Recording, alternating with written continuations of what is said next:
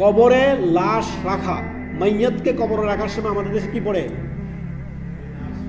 এই যাইছি সূরা তাহার আয়াত পড়তেছে, এই যে প্রসিদ্ধ আমাদের দেশে আপনার মাইয়াতকে কবর রাখার সময় কি বলা হয়? মিনহা খালাকনাকুম ওয়া ফিহা নুঈদুকুম ওয়া মিনহা নুখরিজুকুম তাহারাতান উখরা। পড়ে না? সূরা তাহার আয়াত নম্বর 55।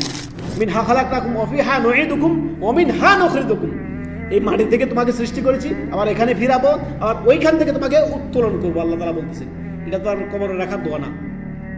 কোনো মাইয়াতকে যখন কবরে রাখতে যাবেন, মৃত ব্যক্তিকে কবরে রাখতে যাওয়ার সময় আপনি বলবেন বিসমিল্লাহি ওয়া আলা মিল্লাতি রাসূলিল্লাহ।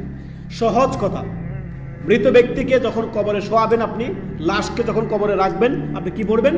বিসমিল্লাহি ওয়া আলা মিল্লাতি রাসূলিল্লাহ, অর্থাৎ আমি তোমাকে রাসূল সাল্লাল্লাহু আলাইহি সাল্লামের মিল্লাতের উপরে ছেড়ে দিলাম, বা বিসমিল্লাহি ওয়া আলা সুন্নতি রাসূলিল্লাহ সাল্লাল্লাহু আলাইহি সাল্লাম, রাসূলুল্লাহ সাল্লাল্লাহু আলাইহি সাল্লামের সুন্নতের উপর, তোমার আদর্শের উপর তোমাকে ছেড়ে গেলাম।